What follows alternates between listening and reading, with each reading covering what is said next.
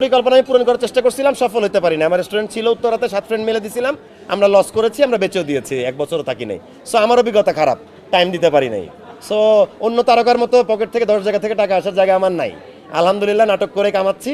আর হচ্ছে আপনাদের দোয়া অন্যান্য কোনো জায়গায় যদি আল্লাহ আমার ব্যবসা কোথাও রাখে, সেটা ক্লোদিং বিজনেস হোক, জুতার ব্যবসা হোক, হোয়াট এভার ইট ইজ, তাহলে যদি আমার টাকা আর্নিং সোর্স আসে, এটাই বলছি। এবং আপনাদের মতামতের দামটাও আছে, মানে কোনো দর্শক যদি আমার সাথে একমত না হয় তার মানে এই না যে দ্বিমতটা আমি অ্যাকসেপ্ট করতেছি না। জাতীয় সঙ্গীত ইস্যুটাই ধরেন, আমি আমার পয়েন্ট অফ ভিউ বলছি, কিন্তু এমন তো না যে চেঞ্জ হলে কোনো ঝামেলা হয়ে যাবে। চেঞ্জ অবশ্যই অ্যাকসেপ্টেবল, পৃথিবীর অনেক দেশের জাতীয় সঙ্গীত চেঞ্জ হয়েছে। আমি যদি মনে করি যে ভোট যদি হয়, দেশের জনগণ যদি অধিকাংশ লোক চেঞ্জ চায়, তাহলে চেঞ্জের পক্ষে আমি তার বিপক্ষে যুদ্ধ করতে চাই না। তা কেউ যেন মাইন্ড না করেন বিষয়টা। আমি আমার মতামত দিয়েছি, কিন্তু এটা হয়তো বলতে ভুলে গেছি পরবর্তীতে যে আপনাদের মতামত গ্রহণযোগ্য। আমরা এখানে আসলে তর্ক বিতর্ক না, ডিসকাশন করতেছি। ডিসকাশন এক জিনিস আর ফাইট এক জিনিস। বলতেছেন আমি কমন সেন্টার হয়ে গেছি কিনা বাস্তব জীবনে? আপনার কি আমাকে দেখে তাই মনে হইলো তখন কথা বলে? আমি একটা দিন শুধু ক্যারেক্টারটা ক্যারি করছিলাম, পরের দিন সকালে আমি তো এটা ইন্টারভিউতে বলেছি, এটা মানুষ তো দেখেছেই। এক কথা দুইবার রিপিট করে 2 চ্যানেল যাওয়ার তো কিছু নাই, ওই ক্লিপ তো দেখছেই।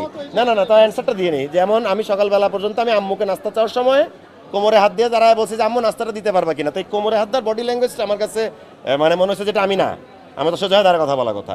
ওইটুকুই, ওই সকালের বেলারই ঘটনা।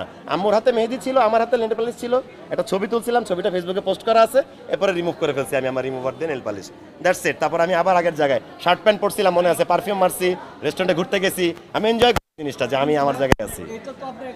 এটা আসলে এই ইন্টারভিউতে সবার সামনে এতগুলো ক্যামেরা বলতে ইচ্ছা করতেছে না। তবে এটা একটা ধরেন এটা একটা রাজনৈতিক বিষয় ছিল।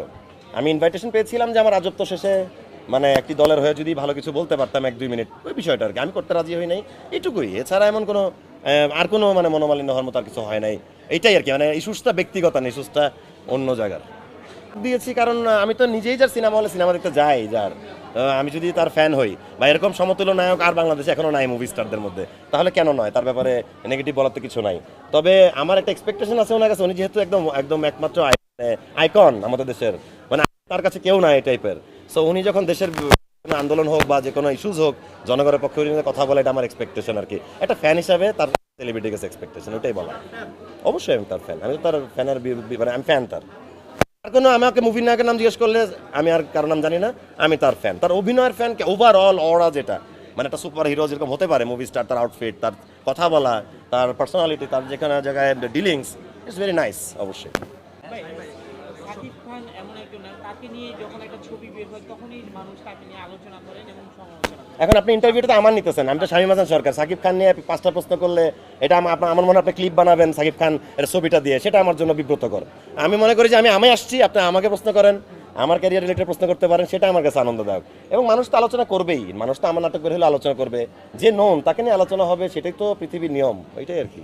এখন অনেকের সাথে কাজ করতেছি, তানিয়া বিশ্বের সাথে কাজ করে আমি খুব স্বাচ্ছন্দ্য বোধ করি। এর একটা কারণ হচ্ছে দারুণ অভিনেত্রী। যখন কেউ কারোর সাথে অ্যাক্টিং করি, তার অ্যাক্টিং এদের যদি আমাকে মুগ্ধ করে, তারপর যদি আমি ডায়লগ ডেলিভারি দিই, তার মানে হচ্ছে যে she is a good performer. So Tania বৃষ্টি আমি সবচেয়ে বেশি স্বাচ্ছন্দ্য বোধ করি। এবং আমরা 8 বছর ধরে অনেক ভালো ফ্রেন্ড, আমরা অনেক ভালো ফ্রেন্ড, বন্ধুত্ব জায়গাটাও আছে এবং অ্যাক্টিং করে খুব আনন্দ আর কি একসাথে। এখন ধরেন ফেক দেখতে দেখতে আপনি যদি রিয়েলকে বলেন আপনি কেন ফেক না, কারণ কি, এটা একটু টাফ। আমার রিয়েল থাকতে পছন্দ, আমি ক্যারেক্ট ক্লোজে পড়ছি, এমএসটিতে পড়ছি, আমি এরকমই ছিলাম সবসময়। তো আমার কাছে এরকম থাকতে ভালো লাগে। আপনি যদি অনেস্ট থাকেন, আপনি যদি আপনার স্টেটমেন্টটা রাইট থাকেন, তাহলে তো আসলে আপনি জানেন আপনি কি করতে আসছেন, অবজেক্টিভটা ঠিক থাকবে আর কি। এটাই জুটিবদ্ধভাবে কাজ করার অভিজ্ঞতা খুব ভালো। আমরা প্রফেশনালি অনেক হ্যাপি লাইফ লিড করছি এবং আমাদের অনেক ভালো ভালো হিট নাটক আছে আর কি, ওটা ছিল। তো ব্যক্তিগত কারণে আমাদের যোগাযোগটা নেই 1.5 বছর হয়ে গেছে।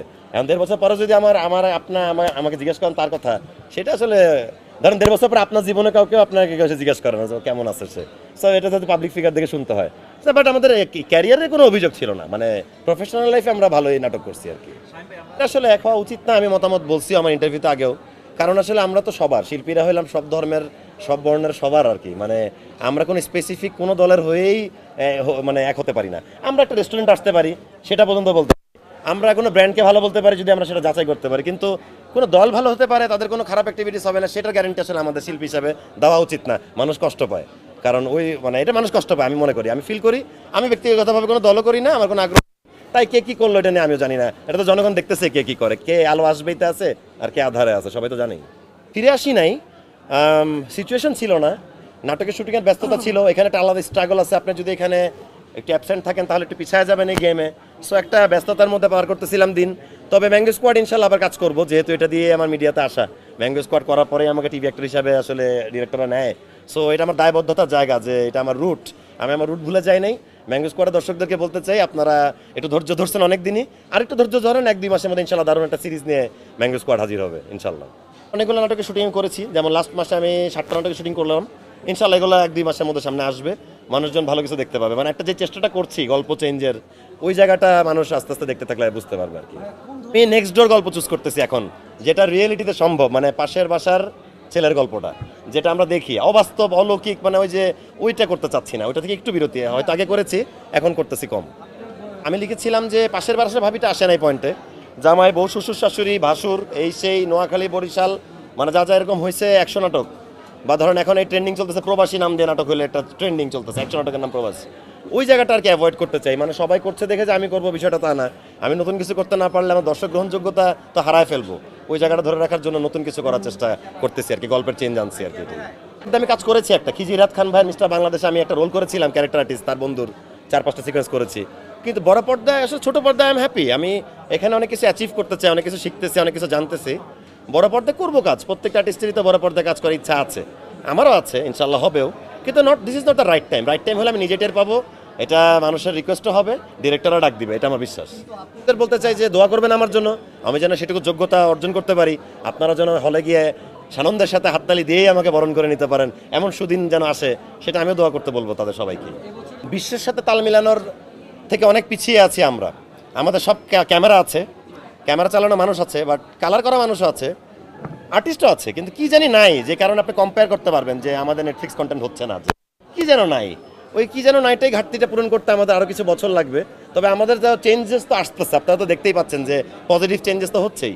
সো হোপফুলি আর কি, এটা আমি বলতে পারবো না ভবিষ্যৎ, দেশের ভবিষ্যৎ, এটা ন্যাশনাল অ্যাসেটের কথা, বাট একটা টাইমে এটা খুব দ্রুতই এটা চেঞ্জ হবে আমার বিশ্বাস। ইচ্ছে বড় কথা, আপনার মনের ঘাটতিও আছে কিনা, আমরা তো বাজেট পাস করাই, কিন্তু সব টাকা খরচ করার মন মানসিকতা আছে কিনা, বা আসলে we want to do it কিনা, ওইটা আমার কাছে আরো বড় পয়েন্ট মনে হয়। এই জানতে চাবেন, এটা তো অ্যান্সার এটাই যে হ্যাঁ রিলিজ থেকে রিমুভ করে দিছিল, এটা তো জানতে চাওয়ার কিছু না, এগুলো ঝগড়া হয় নাই, একদম সাইলেন্টলি রিমুভ করে দেয় আমাকে, এটাই। ও আরো বড় কন্টেন্ট ক্রিয়েটার, অবশ্যই আল্লাহ ওকেও দিছে, আমাকেও দিছে, ও কন্টেন্ট ক্রিয়েটার। আসলে ধরেন আমি ওকে নিয়ে কথা বলতে চাই না আমার ইন্টারভিউতে, এটা তো আমার ইন্টারভিউ, আপনারা যদি ওকে নিয়ে পড়ে থাকেন, ওর ছবি লাগান, এটা আমার দরকার নেই। আপনাদের একটা, আমি যেহেতু সুন্দর করে অ্যান্সার দিছি, কাইন্ডলি অন্য কোনো আর্টিস্টের ছবি দিয়ে আমার থাম্বনেলটা বানায়েন না, কাইন্ডলি আমার কোনো জড়িত কোনো মানুষের সাথে ট্যাগ দিয়ে টাইটেল দিয়ে এটা করেন না, আমার নামটাই রাখেন টাইটেলে, আমি কথা বলতেছি তো আমার চেহারাটাই রাখেন, আমি অনেক খুশি হবো আপনাদের প্রতি।